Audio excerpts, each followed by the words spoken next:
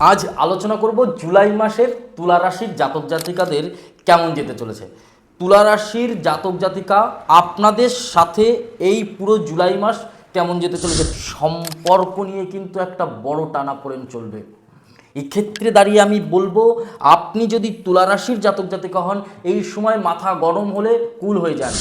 কিচ্ছু মুখ থেকে বের করবেন না, ভুল কথা বের করবেন না, ভুল ডিসিশন বলবেন না কোনো ক্ষেত্রে, কর্মক্ষেত্রেও, কারণ ফল কিন্তু ভুল হতে পারে। এই সময় দুর্ঘটনার লক্ষণ দেখতে পাচ্ছি, কিন্তু আপনি যদি গাড়ি চালান বা বাইক চালান একটু বুঝে বুদ্ধি করে গাড়ি চালাবেন। কিন্তু এই সময় যদি আপনি কাউকে কিছু টাকা পয়সা ধার দেন, ওই সময় আমি বলবো না দিলে ভালো হয়। চাইতে গেলেই অশান্তি, ঝগড়া, গণ্ডগোল হবে। আপনাকে অর্থ, কর্ম, সম্পদ এবং ঋণ, দেনা, লোন, কিস্তি থেকে আপনি মুক্তি কিভাবে পাবেন এবং কিভাবে এই জুলাই মাস আপনার জন্য আশীর্বাদ হবে,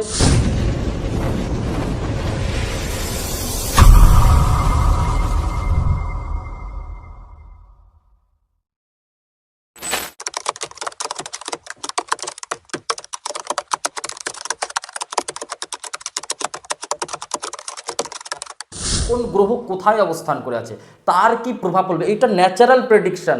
আমরা কিন্তু রাশি চক্রের উপরে ভিত্তি করে, কারণ গোচর একটা বড় ভূমিকা, কারণ আপনার রাশির উপরে কোন গ্রহ কোথায় অবস্থান করেছে, তার সেই গ্রহগুলোর কি কি ফল দিতে পারে এবং সে কোন ঘরের মালিক, কোথায় গিয়ে প্রভাব দিচ্ছে, কোন ভাবের মালিক, সব কিছু বোঝার পরে কিন্তু একটা রাশি চক্র আমরা বানাই। সেই জায়গায় দাঁড়িয়ে কিন্তু আপনাকে আমরা সঠিক প্রেডিকশন দেওয়ার চেষ্টা করি, বাট এর থেকে সঠিক প্রেডিকশন কিন্তু আপনার জন্মকুণ্ডলী আপনাকে দিতে পারে, কারণ আপনার জন্মছক, নেটাল চার্টই আপনার জীবনের শেষ কথা। এর জন্য আপনি আপনার কাছের কোনো অ্যাস্ট্রোলজারকেও দেখাতে পারেন, আমাদেরকেও দেখাতে পারেন। চলুন ভিডিওটা লাস্ট পর্যন্ত একটু দেখা যাক। ভিডিওটার মধ্যে আপনাকে অর্থ, কর্ম, সম্পদ এবং ঋণ, দেনা, লোন, কিস্তি থেকে আপনি মুক্তি কিভাবে পাবেন এবং কিভাবে এই জুলাই মাস আপনার জন্য আশীর্বাদ হবে। জয় জগন্নাথ। আপনাকে জগন্নাথ দেবের কৃপা, কারণ এই জুলাইয়ের 16 তারিখ জয় জগন্নাথ মানে জগন্নাথ দেবের সোজা রথ স্টার্ট হচ্ছে। তার মানে কি, স্বয়ং শ্রীকৃষ্ণর হৃৎপিণ্ড কিন্তু জগন্নাথ দেবের মধ্যে আছে। আমরা সেই কারণে বলি জগন্নাথ দেব কিন্তু জীবিত। তো সেই জায়গায় আমরা বলবো, আপনি যদি এই মাস বুঝে বুদ্ধি করে চলতে পারেন, তুলা রাশির জাতক জাতিকাদের জন্য ভীষণ ভালো যেতে চলেছে। শুধু সম্পর্কে খেয়াল রাখতে হবে, নিজের মুখ থেকে বলা কথা খেয়াল রাখতে হবে, নিজের ভুল আচরণ ঠিক রাখতে হবে, নিজের গুরুদেবকে বলা কথা ঠিক রাখতে হবে, বুঝে বুদ্ধি করে কমেন্ট করতে হবে, বুঝে বুদ্ধি করে চলতে হবে, বুঝে বুদ্ধি করে কিন্তু আপনাকে সময়ের সাথে সাথে চলতে হবে। দুর্ঘটনার লক্ষণ দেখতে পাচ্ছি, কিন্তু আপনি যদি গাড়ি চালান বা বাইক চালান একটু বুঝে বুদ্ধি করে গাড়ি চালাবেন। কিন্তু এই সময় তুলা রাশির জাতক জাতিকাদের জন্য কিন্তু দুর্ঘটনার কিন্তু ছোটোখাটো লক্ষণ আমি দেখতে পাচ্ছি। এবার আপনার পঞ্চম ঘরে রাহু বসে রয়েছে, তুলা রাশির পঞ্চম ঘরে রাহু, কুম্ভ রাশির ঘরে। তাহলে সেখানে দাঁড়িয়ে রাহু কি প্রভাব দিচ্ছে আপনার সাথে? রাহু তুলা রাশির জন্য আশীর্বাদ, রাহু তুলা রাশির জন্য কি প্রভাব দিতে পারে আগে আলোচনা করি। রাহু পঞ্চম ঘরে সন্তানের প্রভাব ফল দেয়। রাহু প্রতিবেশী, হঠাৎ প্রতিবেশী আপনার প্রতি হিংসা শত্রুতা করা শুরু করে দেবে। আপনার কাছের লোক, আপনার শরীর পাশে আছে, সে আপনার প্রতি হিংসা শত্রুতা করা শুরু করে দেবে। আপনার উন্নতিতে কোথাও আপনার সিনিয়র লোকজনেরাও কিন্তু শত্রুতা করার চেষ্টা করবে, আপনার ক্ষতি করার চেষ্টা করবে। এই জায়গাটা কিন্তু আমি দেখতে পাচ্ছি আপনার জন্য কিন্তু প্রভাব দেবে। সন্তানের স্বাস্থ্যের দিকে খেয়াল রাখুন। যদি আপনি তুলা রাশির জাতক জাতিকা হন, সন্তান কুপথে চলে যেতে পারে, সন্তান কোনো নেশার সাথে যুক্ত হতে পারে, সন্তানের সঙ্গ খারাপ হতে পারে, বন্ধু বান্ধবের সাথে উল্টোপাল্টা করতে পারে, আপনার সাথে ল্যাঙ্গুয়েজ দিতে পারে তুলা রাশির জাতক জাতিকা যদি আপনি হন। কারণ রাহু পঞ্চম ঘরে, রাহু কুপথে টানে। রাহু কি করে? নেশা, জুয়া, লটারি, বিভিন্ন রকম নেগেটিভ সম্পর্ক, কুসঙ্গ, বন্ধু বান্ধব, সেই জায়গায় কিন্তু আপনার সন্তানকে টেনে নিয়ে যেতে পারে রাহু। আপনি যদি তুলা রাশির জাতক জাতিকা হন, দেখবেন হঠাৎ মাথা গরম হয়ে যাচ্ছে, কথা বললেই মাথা গরম হয়ে যাচ্ছে। সেখান থেকে কিন্তু এই প্রভাব দেবে। সন্তানের দিকে খেয়াল রাখতে হবে। প্রতিকার আমি দেব ভিডিওর মধ্যে, আপনাকে টোটকা আমি দেব কি করলে আপনার সন্তানের জন্য ভালো হবে। বাট আপনার জন্মকুণ্ডলী বা আপনার সন্তানের জন্মকুণ্ডলী কিন্তু সেটা পুরোটা কিন্তু বোঝাবে যে কি বলতে চাইছে। 6th হাউসের শনি খুব ভালো ফল দেয়। আমি বলছি ষষ্ঠ ঘরের শনি আপনাকে ঋণ থেকে বাঁচাবে। আপনাকে শনি, কারণ শনি কর্মফলের দেবতা, আপনি কি কর্ম করেছেন সেই কর্মের ফল। টিচার, শিক্ষক, প্রফেসর, প্রিন্সিপাল, মানে যে ব্যক্তি আমাদেরকে নাম্বার দেয়, প্রত্যেকটা জায়গা আমাদেরকে ফল দেয়, সেই কর্মফলের দেবতা হচ্ছে শনি। কর্মটাকে সঠিক রাখুন, লক্ষ্য ভেদ রাখুন, কাউকে ঠকাতে যাবেন না, কারোর সাথে ছলচাতুরি করতে যাবেন না, কারোর সাথে ক্ষতি করতে যাবেন না, আর নিজেকে বড় ভাবতে যাবেন না। শনি কিন্তু গ্রহের রাজা, বড় বড় রাজাকে কিন্তু ডিস্টার্ব করে ছাড়ে। আপনাকে কিন্তু এই শনি কিন্তু প্রভাব দিতে পারবে না, আপনাকে সেখান থেকে মুক্তি দেবে কিন্তু শনির প্রভাবে। কারণ তুলা রাশির জাতক জাতিকাদের শুক্রের বন্ধু কিন্তু শনি। আপনাকে ভাবতে হবে শুক্রের বন্ধু শনি, তাহলে শনি আপনার জন্য আশীর্বাদ। আপনাকে শুধু সঠিক পথ দেখাতে হবে, শনি ঠাকুরকে একটু ভক্তি করতে হবে, শনি ঠাকুরকে পুজো করতে হবে এবং শনি গ্রহের মন্ত্র জপ করতে হবে। যদি আপনি পারেন তাহলে কিন্তু আপনার সাথে খুব ভালো হবে।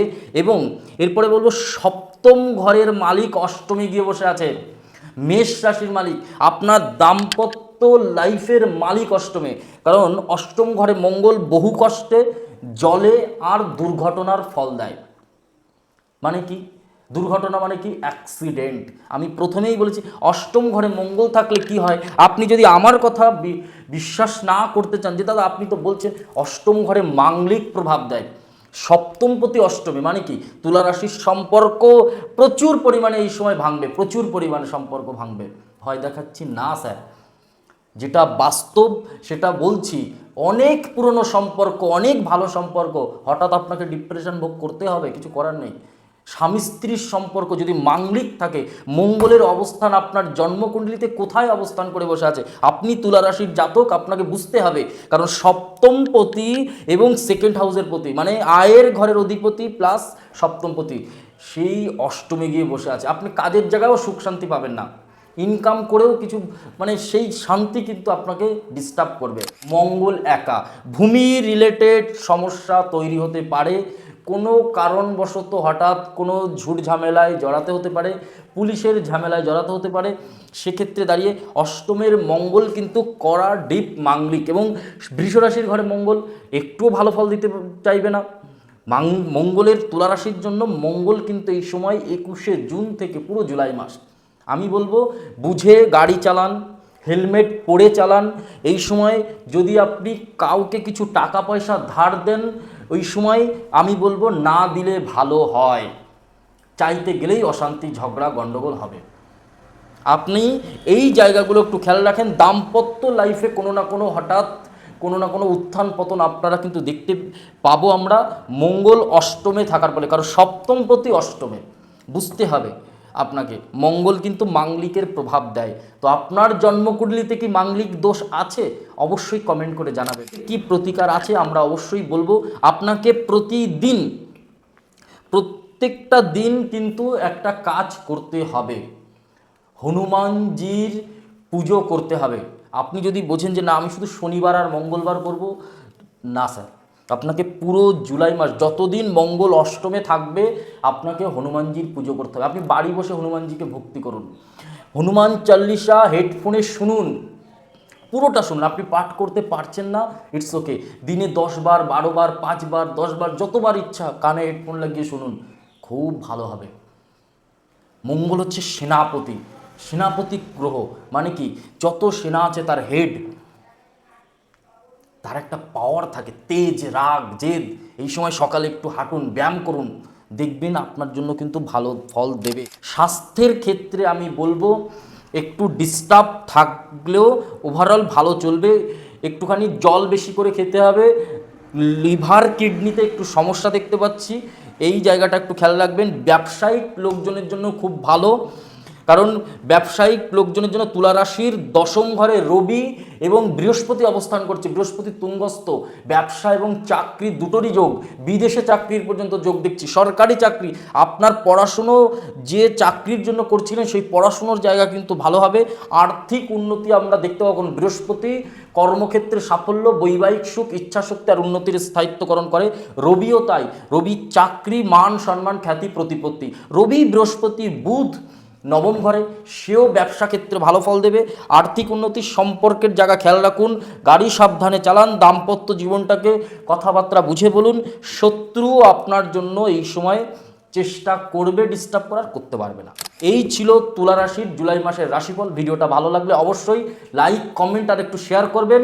ভিডিওটা কোথা থেকে দেখছেন কমেন্ট করে বলতে ভুলবেন না। অ্যাস্ট্রো উইথ শেখরে যদি আপনি এখনও সাবস্ক্রাইব না করে থাকেন অবশ্যই সাবস্ক্রাইব করে দেবেন। সবাই ভালো থাকুন, সুস্থ থাকুন। আপনার প্রত্যেকটা মেসেজ কিন্তু আমার জন্য গুরুত্বপূর্ণ। আপনি কি জানতে চান পরবর্তীতে সেটাই কিন্তু আমরা বলবো। নমস্কার, জয় মা কালী, জয় বাবা লোকনাথ।